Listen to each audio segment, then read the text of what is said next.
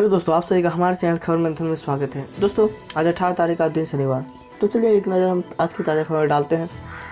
वैश्विक महामारी कोरोना से जंग के बीच सरकार अब अर्थव्यवस्था को गति देने में जुटी हुई है। वायरस देश व अर्थव्यवस्था को उबारने के लिए रिजर्व बैंक ने शुक्रवार को अर्थव्यवस्था में नकदी और राज्य के उनके खर्चों को उधार की सीमा बढ़ाने सहित कई राज्य उपायों को घोषणा की। RBI गवर्नर शक्तिकांत दास ने एक और जहां बैंकों से ज़्यादा रकम अर्थव्यवस्था में लगाने के लिए रिवर्स रेपो दर 0.25% घटा दिया, तो वहीं माइक्रो फाइनेंस कंपनियों और NBFC को आसानी से फंड उपलब्ध कराने के लिए TLTRO 2.0 का ऐलान भी किया। RBI के मुताबिक आने वाले दिनों में महंगाई में और कमी आएगी। बैंक का मानना है कि उपभोक्ताओं सूचांक आधारित मुद्रास्फीति में मार्च में गिरावट आई, आगे भी गिरावट की उम्मीद है। तो दोस्तों, RBI का कहना है कि आगे अर्थव्यवस्था में जो भी आएगा सुधार आएगा और महंगाई किसी भी सामान की नहीं बढ़ने वाली है। 20 अप्रैल से शुरू होंगे मनरेगा और राजमार्ग समेत अन्य निर्माण कार्य, राहत पहुंचाने पर जोर। कोविड-19 की वजह से चल रहे देशव्यापी लॉकडाउन में उत्पन्न स्थिति पर विचार के लिए गठित मंत्रिमंडल उप समिति की बैठक शुक्रवार को हुई, जिसमें राज्य के प्रवासी मजदूर, झारखंड के विभिन्न हिस्सों में देश के प्रदेश में फंसे लोगों को, श्रमिकों और गरीबों के परिवार को राहत पहुंचाने की चर्चा हुई।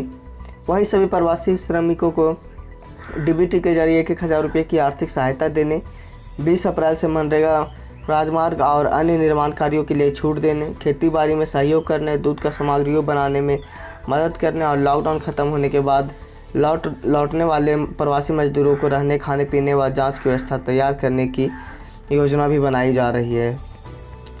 राज्य सरकार लॉकडाउन समाप्त होने के बाद झारखंड लौट आने वाले 8 लाख के करीब प्रवासियों के लिए व्यवस्था बनाने की रणनीति बना रही है। उनके लौटने पर केस स्वास्थ्य की जांच की जाएगी। वहीं अभी दूसरे राज्य में फंसे प्रवासियों की मदद करने और उनका सटीक आंकड़ा जानने के लिए जनप्रतिनिधियों का सहयोग लिया जाएगा। मंत्रिमंडल उप समिति के बैठक में इस पर चर्चा हुई। बाहर फंसे लोगों को इसकी सहायता के लिए स्थानीय पंचायत और विधायक मुखिया के आंकड़ों के जुटाने के लिए फैसला लिया गया है। दोस्तों, अगर आपने लॉकडाउन का उल्लंघन किया तो आप कोर्ट और कचहरी के चक्कर लगाने पड़ेंगे। कोरोना वायरस की वजह से उत्पन्न विकट स्थिति के बीच कई लोग नियमों की अनदेखा कर रहे हैं। ऐसे लोगों के खिलाफ पुलिस प्रशासन कार्रवाई कर रही है। कानून के जानकर बताते हैं कि केस में अगर आरोप छोटा हो या बड़ा, कुछ माह तक कोर्ट कचहरी के चक्कर तो लगाना ही पड़ता है। बेहतर लोग गलती से करने से बचे। कोविड-19 के संक्रमण को रोकने के लिए कई तरह के निर्देश जारी किए गए हैं। अगर आप उल्लंघन करते हैं तो आपको काफ़ी दिक्कतों में आप पड़ सकते हैं।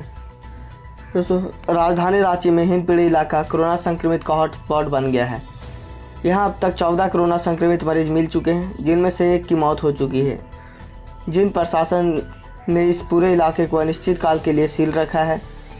इसके बावजूद गुरुवार रात यहाँ से 3 लोग रामगढ़ जिले के चितरपुर पहुँच गए हैं। इनमें 2 महिला और 1 युवक शामिल है। शुक्रवार दोपहर इसकी सूचना प्रशासनिक अधिकारियों को मिली। तत्काल चितरपुर BDO उल्लास महतो, रजरप्पा थाना के शशि प्रकाश रजरप्पा, OP प्रभारी SK मंडल इनके घर पहुंचे। अधिकारियों की सूचना मेडिकल टीम भी यहां पहुंची। तीनों को एम्बुलेंस में रामगढ़ सदर अस्पताल ले जाया गया, जहां इनकी मेडिकल जाँच हुई। BDO ने बताया कि रांची के हिंदपीढ़ी से 3 लोगों ने अपने घर चितरपुर में बड़की पन्नू रेलवे स्टेशन के समीप, इस्लाम नगर और चितरपुर बजरटान में के समीप आने की सूचना मिली थी। मेडिकल जांच के बाद तीनों को वृद्धाश्रम में बनाए गए क्वारंटाइन सेंटर में भेज दिया गया है। तो दोस्तों, ये जानबूझकर वे गलती कर रहे हैं। जिन जिलों में अभी तक कोरोना का प्रकोप नहीं है, वे वहाँ भी फैला सकते हैं। तो आप किसी भी तरह का गलती ना करें, जहाँ पे है वहीं रहें। जैसे ही लॉकडाउन खत्म हो तो आप सभी को अपने अपने जगह जाने का आदेश मिल जाएगा। रांची से 3 नए कोरोना संक्रमित लोगों की पुष्टि हुई है। इसके साथ ही झारखंड में कोरोना संक्रमितों की संख्या 32 हो गई है। रिम्स में जांच रिपोर्ट के हवाले से 3 नए मामले की पुष्टि की गई। ये तीनों मामले हिंदपीढ़ी से आए हैं। इन 3 मामले के साथ हिंदपीढ़ी में संक्रमित की संख्या 17 हो गई। RIMS engineer doctor DK Singh ने रिपोर्ट की पुष्टि की है। इन तीनों लोगों के 2 पुरुष और 1 महिला है। जिला प्रशासन ने रांची के हिंदपीढ़ी क्षेत्र के लोगों को घर तक ऑटो से सब्जी और दूध पहुंचाने की व्यवस्था की है। विभिन्न ऑटो में सब्जी और दूध लोगों के घर के पास पहुंचाया जा रहा है। अलग अलग समय में सब्जी और दूध के ऑटो अलग अलग जगह पर पहुंचते हैं। और फिर यहाँ से लोग सब्जी और दूध उपलब्ध हो रहा है। दोस्तों, इस कोरोना जैसी महामारी के बीच में चीन ने एक बहुत ही बड़ी घटिया हरकत की है। उसने 63,000 खराब पीपीई किट भेजी है, जो यूज करते के साथ ही फट जा रही है। स्वास्थ्य मंत्रालय ने शुक्रवार को बताया कि लगभग 63,000 व्यक्तिगत सुरक्षा उपकरण पीपीई किट को हाल में चीन से आए थे। वे मानदंडों को पूरा नहीं करते हैं। उससे पहले एक खबर आई थी कि गुरुवार को चीन ने भारत को कुछ खराब गुणवत्ता वाले किट भेजे जो अनुपयोगी पाए गए हैं। हालांकि जो खेप गुणवत्ता परीक्षण में विफल हो रहे हैं, उन्हें भारत में बड़ी निजी कंपनियों में दान के रूप में प्राप्त किया गया था। चीन ने भारत को 1,70,000 किट डोनेट किए गए थे, जिसमें 50,000 किट क्वालिटी टेस्ट में फेल हो गई। उस व्यक्ति ने बताया कि 30,000 और 10,000 किट के 2 छोटे कंसाइनमेंट भी आए थे जो टेस्ट में फेल हो गए थे। एक किट्स डिसेंट रिसर्च एवं डेवलपमेंट ऑर्गेनाइजेशन लेबोरेटरी ग्वालियर में टेस्ट की गई थी। आरोपी मौलाना साद ने दिल्ली पुलिस से मांगी एफआईआर की कॉपी। दिल्ली मरकज मामले में आरोपी मौलाना साद ने दिल्ली पुलिस से एफआईआर की कॉपी मांगी है, जिसमें मरकज का जिक्र है। साद ने लिखा, कृपया मुझे जानकारी दें कि कौन कौन सी धाराएं लगाई हैं। मैं आपकी हर संभव मदद के लिए तैयार हूँ। आप जिस तरफ की जांच करना चाहते हैं, मैं आपकी जांच के लिए हमेशा तैयार रहूँगा। केंद्रीय मानव संसाधन विकास मंत्री रमेश पोखरियाल निशंक ने शुक्रवार को सभी निजी स्कूलों से अपील की है कि वे कोरोना वायरस के मद्देनज़र लॉकडाउन के दौरान सालाना स्कूल फीस वृद्धि और 3 महीनों की फीस एक साथ लेने का निर्णय पर पुनर्विचार करें। केंद्रीय मंत्री की टिप्पणी ऐसे समय में आई है जब देश के विभिन्न हिस्सों में अभिभावकों द्वारा मंदी के दौरान कई स्कूल द्वारा फीस में वृद्धि और 3 महीने की फीस एक साथ देने की मांग पर चिंता व्यक्त की जा रही है। निशंक ने कहा, इस वैश्विक आपदा के समय मेरा सभी स्कूलों से निवेदन है कि सालाना स्कूल फीस वृद्धि और 3 महीनों की फीस एक साथ नहीं लेने पर सहानुभूति पूर्वक विचार करें। फेसबुक और ट्विटर पर अपने पोस्ट में मानव संसाधन विकास मंत्री ने कहा कि देश भर में कई अभिभावक द्वारा इनको संज्ञान में यही बात लाई गई है कि इस संकट के समय कोई भी अपनी स्कूल फीस सालाना एक साथ नहीं दे सकता। उन्हें काफ़ी मुसीबत से गुजरना पड़ रहा है। अभी मुख्यमंत्री ने हिंदपीढ़ी के 8,000 घरों में राशन भेजा है। मुख्यमंत्री हेमंत सोरेन ने शुक्रवार को गुरु नानक स्कूल परिसर में हिंदपीढ़ी के 8,000 घरों के लिए 15 दिनों का राशन भेजा। आकस्मिक राहत सामग्री योजना के तहत राशन के सामान लदे वाहनों के सीएम ने झंडी दिखाकर रवाना किया। मौके पर मीडिया से बात करते हुए सीएम ने कहा कि हिंदपीढ़ी पूरी तरह से लॉकडाउन है, लोगों को घर से निकलना बंद है। ऐसे में किसी व्यक्ति परिवार खाद्यान्न की कमी ना हो, इस बात का ध्यान रखकर हिंदपीढ़ी के करीब 8,000 घरों के लिए आकस्मिक राशन की व्यवस्था की गई है। ऐसी व्यवस्था बोकारो के कोरोना प्रभावित साडम और अन्य क्षेत्रों के लिए भी शुरू हो गई है। लोगों के लिए अपील है कि आप घर पर ही रहें तथा सरकार के आदेश का पालन करें। सीएम ने कहा कि जांच प्रक्रिया के लिए लोग सहयोग कर रहे हैं ताकि क्षेत्र में राहत हो। सीएम ने कहा कि सामुदायिक किचन, दीदी किचन, विशेष खाद्यान्न वितरण, स्वयंसेवी संस्थान, अन्य माध्यमों से जरूरतमंदों को भोजन एवं खाद्यान्न उपलब्ध कराया जा रहा है। वहीं प्रवासी मजदूरों के डीबीटी के माध्यम से राशि प्रदान की जा रही है। तो दोस्तों, सरकार यथासंभव जितनी भी हो सकती है उतनी प्रयास कर रही है ताकि सभी लोग अपने घर में रहें। और वैसे में अगर लॉकडाउन तोड़ी जाती है तो उन्हें कोर्ट और कचहरी के चक्कर लगाने पड़ेंगे।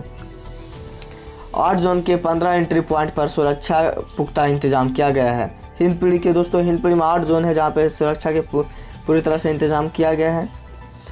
कोरोना वायरस के हॉटस्पॉट हिंदपीढ़ी में लोग लॉकडाउन का पालन करें, इसके लिए जिला पुलिस ने वहां सुरक्षा के पुख्ता इंतजाम किए हैं। एसएसपी अनीश गुप्ता ने बताया कि ग्वाला टोली, माली टोला, सेंट्रल स्ट्रीट, कुर्बान चौक, फर्स्ट सेकेंड थर्ड स्ट्रीट सहित कई चौक को मिलाकर 8 जोन बनाया गया है। 8 जोन में 15 एंट्री पॉइंट है।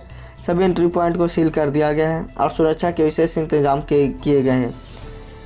किसी को हिंदपीढ़ी से अंदर और ना ही बाहर जाने की इजाज़त दी जा रही है।